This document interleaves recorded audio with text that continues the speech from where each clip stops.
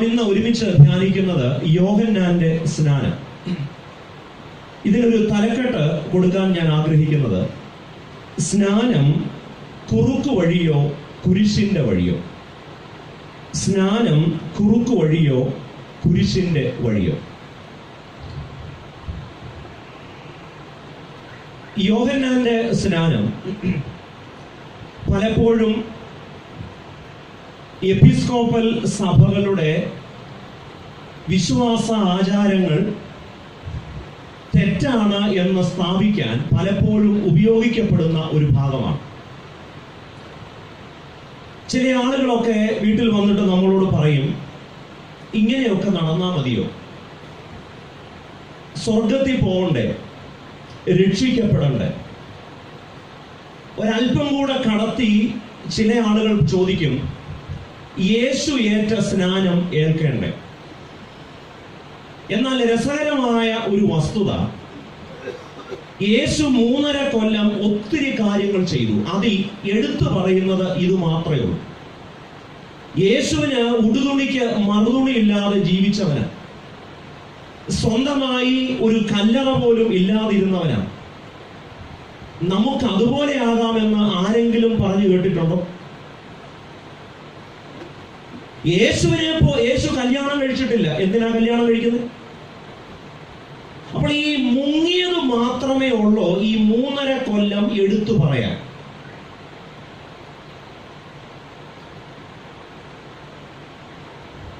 ഈ ചോദ്യം കേൾക്കുമ്പോൾ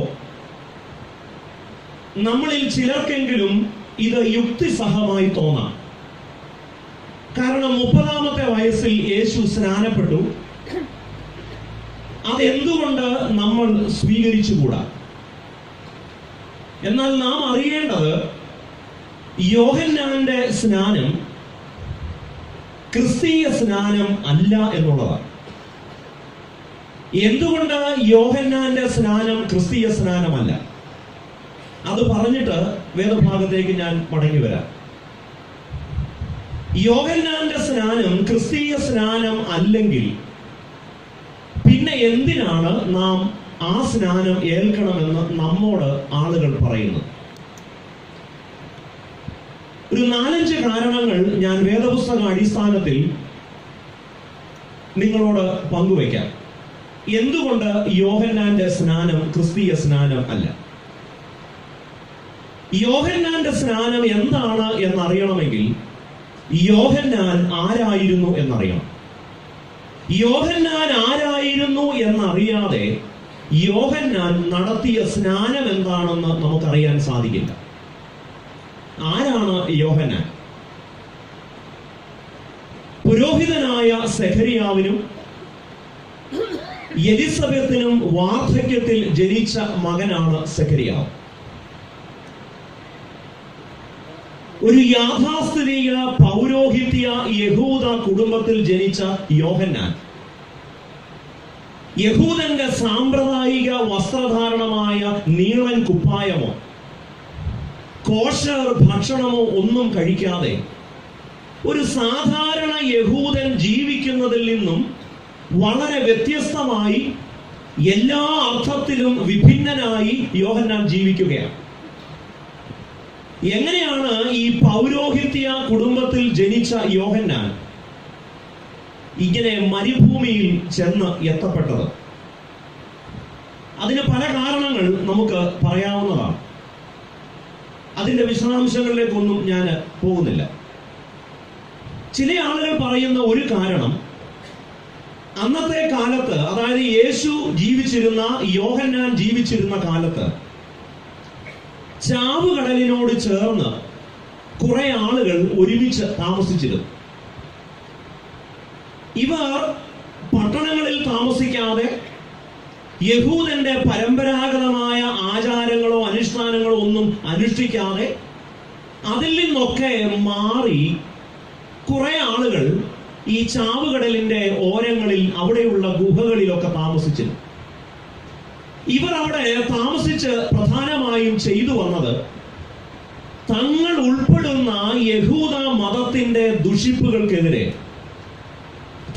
തങ്ങൾ ഉൾപ്പെടുന്ന യഹൂദ മതത്തിൽ നിലനിൽക്കുന്ന ആചാരപരവും വിശ്വാസപരവും മതപരവുമായ ജീർണതകൾക്കെതിരെ പ്രതികരിക്കുവാനും പ്രാർത്ഥിക്കുവാനും ഒരുമിച്ച് ജീവിച്ച ഒരു ചെറിയ സമൂഹമാണ് ഈ സമൂഹം. ഇവർ ഈ ചാവുകടലിനോട് ചേർന്ന് താമസിക്കുന്നത് കൊണ്ട് ഇവരെ ചാവുകടൽ സമൂഹം എന്നും നമ്മൾ വിളിക്കാറുണ്ട്. ഈ യോഹന്നാന്റെ ഈ സമൂഹത്തിന് ഒരാചാരമുണ്ട്. ഈ ആചാരം എന്ന് പറയുന്നത്, ഏതെങ്കിലും ഒരു വ്യക്തി പാപം ഏറ്റുപറയുമ്പോൾ ആ വ്യക്തികൾ സ്നാനപ്പെടണം. അപ്പോൾ മാനസാന്തര സ്നാനം, അതായത് പാപം ഏറ്റുപറയുന്നതിന്റെ ഭാഗമായി, മറ്റൊരു വിധത്തിൽ പറഞ്ഞാൽ എപ്പോഴെല്ലാം പാപങ്ങൾ ഏറ്റുപറയുന്നുവോ അപ്പോഴെല്ലാം നിർവഹിക്കുന്ന ഒരു കർമ്മമായിരുന്നു യോഹന്നാന്റെ സ്നാനം. ഇവിടെ ഒരു കാര്യം കൂടെ ഞാൻ ചേർത്ത് പറയാൻ ആഗ്രഹിക്കുന്നത്, ഈ സ്നാനം എന്ന കർമ്മം യോഹന്നാനോ യേശുവോ കണ്ടുപിടിച്ചതല്ല. നാം ഒരിക്കലും ധരിക്കരുത് ഇത് യഹൂദ മതത്തിൽ ഉണ്ടായ, അല്ലെങ്കിൽ യഹൂദന്മാരോ യേശുവോ യോഹന്നാനോ കണ്ടുപിടിച്ച ഒരാചാരമാണ്, അനുഷ്ഠാനമാണ് സ്നാനം എന്ന് ധരിക്കരുത്. യേശു ജീവിക്കുന്നതിന് 300-ൽ പരം വർഷങ്ങൾക്ക് മുൻപ് ഗ്രീക്ക് മതങ്ങളിൽ നിലനിന്നിരുന്ന 2 നിഗൂഢ വിഭാഗങ്ങളുണ്ട്. നിങ്ങൾക്കത് ഗൂഗിൾ ചെയ്ത് നോക്കാവുന്നതാണ്. ഐസിസ് എന്നും മിത്രൈസം, ഇതൊക്കെ ചെറിയ ഞാൻ പഠിപ്പിച്ച കേട്ടോ. ഐസിസ് എന്നും മിത്രൈസം എന്നും ഒക്കെ പറയുന്ന 2 നിഗൂഢ മിസ്റ്റിക് റിലീജിയൻസ്. ഇവർക്കൊരു രീതിയുണ്ട്. ഏതെങ്കിലും ഒരു വ്യക്തി ഈ ഐസിസ് എന്നോ മിത്രൈസം എന്നോ ഒക്കെ പറയുന്ന ഗ്രീക്ക് മതത്തിൽ, അല്ലെങ്കിൽ ഗ്രീക്കിലെ ഒരു നിഗൂഢ മതത്തിൽ ചേരുമ്പോൾ ആ പുതുതായി ചേരുന്ന വ്യക്തിയുടെ മേൽ ഒരു കാളയെ കൊന്ന് കാളയുടെ രക്തം തളിക്കും.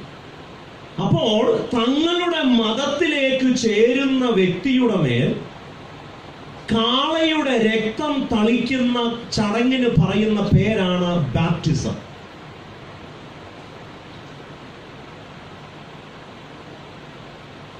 ഇവിടെ രസകരമായ ഒരു കാര്യം കൂടെയുണ്ട്. ഈ ചില ആളുകൾ ഈ ശിശുസ്നാനമൊക്കെ കഴിഞ്ഞിട്ട് നമ്മൾ ഈ പ്രൈവറ്റ് ബസ്സിൽ രാവിലെ പോകുന്നവരെ കണ്ടിട്ടുണ്ടോ? എല്ലാ പുരുഷൻ തൊട്ടിയിലും സ്തോത്രം അയച്ചിരുന്നത് ആരാ സഹായിക്കും അറിഞ്ഞുകൂടാ. അവര് അമ്പലത്തിന്റെ ഇതിനകത്ത് വിടും, ഗ്യൂരീസ് പുണ്യവാളിന് വിടും, പരിമല തിരുമേനിക്ക് വിടും. കാരണം ആരെയും പിണക്കണ്ട, പോകുന്ന വഴിക്ക് ആരാ ഒരു സഹായമാവും നമുക്കറിയാൻ പറ്റില്ല. അതുകൊണ്ട് ചെറുതേറ്റു, ഇനിയും വലുതുകൂടെ ഏറ്റിരിക്കട്ടെ, ഇനി അതിന്റെ ഒരു കുറവ് വേണ്ട. ഇനി അങ്ങനെ അങ്ങോട്ട് ഏറ്റു കഴിയുമ്പോൾ ആദ്യം ഈ കഴുത്തെ കിടക്കുന്നത് അങ്ങ് പറിക്കും. അപ്പോൾ അവർ പറയുന്ന ഒരു കാര്യം, ഇത് ഹൈന്ദവ മതത്തിൽ നിന്ന് വന്നു ചേർന്നതാണ്. ഞങ്ങൾ ക്രിസ്തീയമല്ലാത്തതൊന്നും, ക്രിസ്തു മതത്തിൽ ഉളവായതല്ലാത്തതൊന്നും ഞങ്ങൾ സ്വീകരിക്കില്ല. അങ്ങനെയാണെങ്കിൽ ഹൈന്ദവ മതത്തിൽ നിന്ന് വന്ന മിന്ന് പറിച്ചു കളയണമെങ്കിൽ, അതെങ്കിൽ അത് ഹൈന്ദവമാണ് എന്നതുകൊണ്ട് അത് വേണ്ട എന്ന് തീരുമാനിക്കുന്നെങ്കിൽ ആദ്യം നിർത്തേണ്ടത് ഏതാണ്?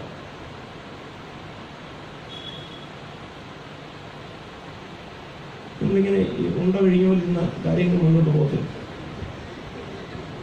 അതുകൊണ്ടൊരു മിന്ന് അക്രൈസ്തവമാണ്, അത് സ്വീകരിച്ചുകൂടാ എന്ന് പറയുന്നവർ ആദ്യം നിർത്തേണ്ടത് സ്നാനമാണ്. കാരണം അത് ഒരു പ്രാകൃത നിഗൂഢ മതത്തിൽ നിന്നും പിന്നീട് വന്നു ചേർന്നതാണ്.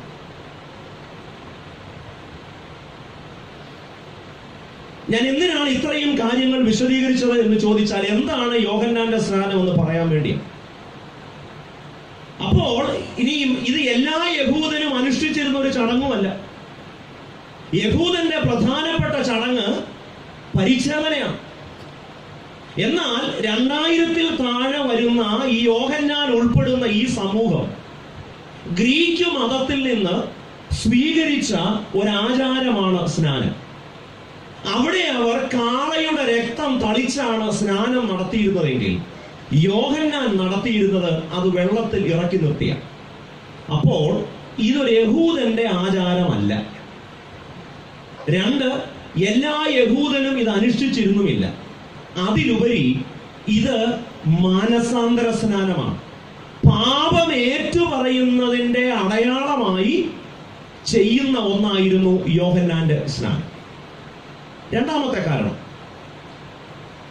പൗലോസ് അപ്പോസ്തലൻ റോമാലേഖനം എഴുതുമ്പോൾ അതിന്റെ 6-ാം അധ്യായത്തിന്റെ 2-3 വാക്യങ്ങളിൽ പറയുന്നുണ്ട്, ക്രിസ്തുവിനോട് ചേരുവാൻ സ്നാനമേറ്റിരിക്കുന്ന നിങ്ങൾ എല്ലാവരും അവന്റെ മരണത്തിൽ പങ്കാളികളാകുന്നുവല്ലോ. ക്രിസ്തീയ സ്നാനം എന്ന് പറയുന്നത് മാനസാന്തര സ്നാനമല്ല. അത് യേശുവിന്റെ മരണത്തോടും പുനരുത്ഥാനത്തോടും അനുരൂപപ്പെടുന്നതാണ്. നമ്മുടെ എനിക്ക് അറിയത്തില്ല, ക്ഷമിക്കണം. മർത്തോമായിലെ മാമോദീസ ക്രമത്തിൽ മാമോദീസ നടത്തുമ്പോൾ അവിടെ പറയുന്ന ഒരു പ്രാർത്ഥന, കർത്താവേ നിന്റെ മരണത്തോടും പുനരുത്ഥാനത്തോടുമുള്ള അനുരൂപതയും നൽകണമേ. അതുകൊണ്ട് ക്രിസ്തീയ സ്നാനം എന്ന് പറയുന്നത് യോഹന്നാൻ യോർദാനിൽ നടത്തിയ മാനസാന്തര സ്നാനമല്ല. ഇത് യേശു ക്രിസ്തുവിന്റെ മരണത്തോടും പുനരുത്ഥാനത്തോടുമുള്ള അനുരൂപപ്പെടലാണ്. സ്നാനത്തിന്റെ ഉള്ളടക്കം നമ്മുടെ കർത്താവിന്റെ മരണവും ഉയർത്തെഴുന്നേൽപ്പുമാണ്. യോഹന്നാൻ നടത്തിയ സ്നാനത്തിന്റെ ഉള്ളടക്കം യേശുവിന്റെ മരണമോ ഉയർത്തെഴുന്നേൽപ്പോ അല്ല. കാരണം 3, നമ്മുടെ കർത്താവ് സ്വർഗാരോഹണം ചെയ്യുന്നതിന് മുൻപ് ശിഷ്യന്മാരെ എല്ലാം അടുത്ത് വിളിച്ചിട്ട് അവരോടൊരു കാര്യം പറഞ്ഞു. ആകയാൽ നിങ്ങൾ പുറപ്പെട്ട് എന്ത് ചെയ്യണം? നിങ്ങൾ എങ്ങനെയാണ് സ്നാനപ്പെടുത്തേണ്ടത്? പിതാവിന്റെയും പുത്രന്റെയും പരിശുദ്ധാത്മാവിന്റെയും നാമത്തിൽ വേണം സ്നാനം കഴിപ്പിക്കാൻ. അതായത് ക്രിസ്തീയ സ്നാനം നടത്തപ്പെടേണ്ടത് പിതാവിന്റെയും പുത്രന്റെയും പരിശുദ്ധാത്മാവിന്റെയും നാമത്തിലാണ്. ത്രിയേക ദൈവത്തിന്റെ നാമത്തിൽ നടത്തപ്പെടുന്നതിനെയാണ് നാം ക്രിസ്തീയ സ്നാനം എന്ന് പറയുന്നത്. 4, ഇനി ഈ യോഹന്നാന്റെ സ്നാനം ഏൽക്കാൻ വന്ന ആളുകളുണ്ടല്ലോ, 2 കരയിലും ഇങ്ങനെ ഓട്ടോ പിടിച്ചു വന്ന് നിൽക്കുക മുങ്ങാൻ. ഇത് പിന്നീടുള്ള എല്ലാ യേശുവിന്റെ അനുയായികളും അല്ലെങ്കിൽ പിന്നീടുള്ള എല്ലാ ക്രിസ്ത്യാനികളും ഇത് അനുസരിക്കേണ്ടതായിരുന്നു എങ്കിൽ എന്തിനാണ് അങ്ങനെ സ്നാനപ്പെടാൻ വന്നവരെ യോഹന്നാൻ സർപ്പസന്തതികളെ എന്ന് വിളിക്കുന്നത്? ഇത് പിന്നീടുള്ള എല്ലാവർക്കും കരണീയവും അനുകരണീയവുമായിരുന്നു എങ്കിൽ, പിന്നീടുള്ള എല്ലാവരും ഇത് അനുഷ്ഠിക്കേണ്ടതായിരുന്നുവെങ്കിൽ, യേശു യോർദാനിലേറ്റ സ്നാനം പിന്നീട് വരുന്ന യേശുവിന്റെ ശിഷ്യന്മാരും യേശുവിൽ വിശ്വസിക്കുന്നവരും നിർബന്ധമായും ഏൽക്കേണ്ടതായിരുന്നു എങ്കിൽ എന്തിനാണ് അങ്ങനെ ഒരു സ്നാനമേൽപ്പാൻ വന്നവരോട് അതീവ പാരുഷ്യം നിറഞ്ഞ ഭാഷയിൽ അതീവ ക്രൂരമായി ഈ യോഹന്നാൻ അവരെ സർപ്പ സന്തതികളെ എന്ന് വിളിക്കുന്നു? ഇതൊരു മാതൃകാപരമായി സ്വീകരിക്കേണ്ടതായിരുന്നുവെങ്കിൽ അവരെ കർത്താവിൽ പ്രിയരെ എന്നാണ് വിളിക്കേണ്ടത്. പക്ഷേ അവന്റെയൊക്കെ അപ്പന് വിളിക്കുകയാണ്. ഞാൻ അതിലേക്ക് പുറകെ വരുന്നുണ്ട്. സർപ്പസന്തതികൾ. അപ്പോ വിമർശിക്കുകയാണ്. അങ്ങനെ ഒരു സ്നാനം ഏൽപ്പാൻ വന്നവരെ യോഹന്നാൻ പ്രോത്സാഹിപ്പിക്കുകയല്ല, അവരെ വിമർശിക്കുകയാണ്. എന്തിനാണ് വിമർശിക്കുന്നത്? നാം അറിയേണ്ട കാര്യം കൂടുതൽ വിശദീകരിക്കാൻ സമയമില്ലല്ലോ. അടുത്ത വർഷം വിളിച്ചാൽ എന്റെ ബാക്കി കാര്യങ്ങൾ പറയാം. യോഹന്നാന്റെ സ്നാനം ക്രിസ്തീയ സ്നാനമല്ല. അപ്പോൾ ന്യായമായും നമുക്ക് തോന്നാവുന്ന ഒരു കാര്യം, യേശു എപ്പോഴെങ്കിലും സ്നാനത്തെ കുറിച്ച് പറഞ്ഞിട്ടുണ്ടോ? ഉണ്ട്. താൻ സ്നാനം ഏൽക്കുന്നതിനെ കുറിച്ച് യേശു എവിടെയെങ്കിലും എന്തെങ്കിലും സൂചന തന്നിട്ടുണ്ടോ? ഉണ്ട്. മർക്കോസിന്റെ സുവിശേഷം 10-ാം അധ്യായം അതിന്റെ 35 മുതൽ 45 വരെയുള്ള വാക്യങ്ങൾ, അതിൽ ഏതാനും ചില വാക്യങ്ങൾ ഞാൻ വായിക്കാം. സെബദി മക്കളായ യാക്കോബും യോഹന്നാനും അവന്റെ അടുക്കൽ വന്ന് അവനോട്, ഗുരു, ഞങ്ങൾ നിന്നോട് യാചിപ്പാൻ പോകുന്നത് ഞങ്ങൾക്ക് ചെയ്തു തരുവാൻ അപേക്ഷിക്കുന്നു എന്ന് പറഞ്ഞു. അവൻ അവരോട്, ഞാൻ നിങ്ങൾക്ക് എന്ത് ചെയ്തു തരുവാൻ നിങ്ങൾ ആഗ്രഹിക്കുന്നു എന്ന് ചോദിച്ചു. നിന്റെ മഹത്വത്തിൽ ഒരുത്തൻ നിന്റെ ഇടത്തും ഒരുത്തൻ നിന്റെ വലത്തും ഇരിപ്പാൻ വരം നൽകണം എന്ന് അവർ പറഞ്ഞു. അടുത്ത വാചകം ശ്രദ്ധിക്കണം. യേശു അവരോട്, നിങ്ങൾ യാചിക്കുന്നത് ഇന്നതെന്ന് നിങ്ങൾ അറിയുന്നില്ല. ഞാൻ കുടിക്കുന്ന പാനപാത്രം കുടിപ്പാനും ഞാൻ ഏൽക്കുന്ന സ്നാനമേൽപ്പാനും നിങ്ങൾക്ക് കഴിയും. സെബദി മക്കളായ യാക്കോബും യോഹന്നാനും യേശുവിന്റെ അടുക്കൽ വന്നിട്ട് ചോദിക്കുകയാണ്, ഞങ്ങളൊരു കാര്യം പറഞ്ഞ വല്ലതും വിചാരിക്കൂ. നമുക്കറിയാം, നമ്മുടെയൊക്കെ വീട്ടിൽ നമ്മുടെ പിള്ളേരോ ഭാര്യമാരോ അപ്പന്മാരുടെ അടുക്കലൊക്കെ വന്നിട്ട് അച്ഛൻ വല്ലാതെ ക്ഷീണിച്ചിരിക്കുന്നല്ലോ എന്ന് പറയുമ്പോഴേ ഓർത്തോണം ഇന്ന് എന്തോ കാര്യം സാധിക്കാണ്. അപ്പൊ ഇവര് രാവിലെ മുതൽ ഇങ്ങനെ യേശുവിന്റെ അടുക്കൽ നടക്കുക. ഞങ്ങൾ എന്തെങ്കിലും ചോദിച്ചാൽ, ഞങ്ങളൊരു കാര്യം ചോദിച്ചാൽ വല്ലതും വിചാരിക്കൂ. കുറെ കഴിഞ്ഞപ്പോൾ യേശു പറഞ്ഞു, എന്നാ ചോദിക്കും. അപ്പോഴാണ് അവർ പറയുന്നത് ഒരു കുഞ്ഞാഗ്രഹം. എന്താണ് ആ കുഞ്ഞാഗ്രഹം? ഒരുത്തൻ നിന്റെ വലത്തും ഒരുത്തൻ നിന്റെ ഇടത്തും ഇരിപ്പാൻ വരം നൽകണം. വളരെ രസമാണ്. അത് യഹൂദന്റെ വിശ്വാസം അനുസരിച്ച് വലതുഭാഗമാണ് നല്ലത്. ഇപ്പോ നമ്മുടെ അവസാനം ചെറിയാവുന്ന ദിവസത്തിന് ആശീർവാദം പറയുമ്പോൾ കർത്താവ് തന്റെ ഇടം കൈ നീട്ടി നിങ്ങളെ അനുഗ്രഹിക്കട്ടെ എന്ന് പറഞ്ഞാൽ നിങ്ങൾ വെറുതെ ഉള്ളൂ. നല്ലൊരച്ഛനായിരുന്നു, പാവം, ഓർമ്മക്കശായി. കാരണം നമ്മൾ ഈ വലം കൈയുള്ള അനുഗ്രഹം എടുക്കത്തുള്ളൂ. ഇത് കേട്ടാൽ തോന്നുന്നു കർത്താവിന്റെ ഇടത് കൈക്ക് സ്ട്രോക്ക് വന്നിരിക്കുകയാണ്. ഒരിക്കലും ഇടം കൈ കൊണ്ട് കർത്താവ് അനുഗ്രഹിക്കുന്ന മുഴുവൻ വലത് കൈ. നമ്മുടെ ഈ വിശ്വാസം അങ്ങനെയാണ്. കല്യാണം കഴിച്ച് വീട്ടിലോട്ട് വരുമ്പോൾ ചെറുക്കനോടും പെണ്ണോടും പറയും, മക്കളെ വലത് കാലെടുത്തു വെക്കും. വല്ല പ്രയോജനമുള്ളൂ? നാക്ക് ശരിയാവാതെ ഏത് കാലെടുത്ത് വെച്ചിട്ട് എന്നാ പ്രയോജനം? എന്നാലും ഇപ്പോഴും പറയും, മക്കളെ ഏത് കാലെടുത്ത് വെക്കും. വേദപുസ്തകത്തിലുമുണ്ട്. മത്തായിയുടെ സുവിശേഷം 25-ാം അധ്യായത്തിൽ അവൻ ചെമ്മരിയാടുകളെയും കോലാടുകളെയും നമ്മൾ തിരിക്കുമ്പോൾ വലതുഭാഗത്തുള്ളവരോടാ പറയുന്നത് അനുഗ്രഹിക്കപ്പെട്ടവരെ. അപ്പോൾ വലതുഭാഗം അനുഗ്രഹത്തിന്റെയും സന്തോഷ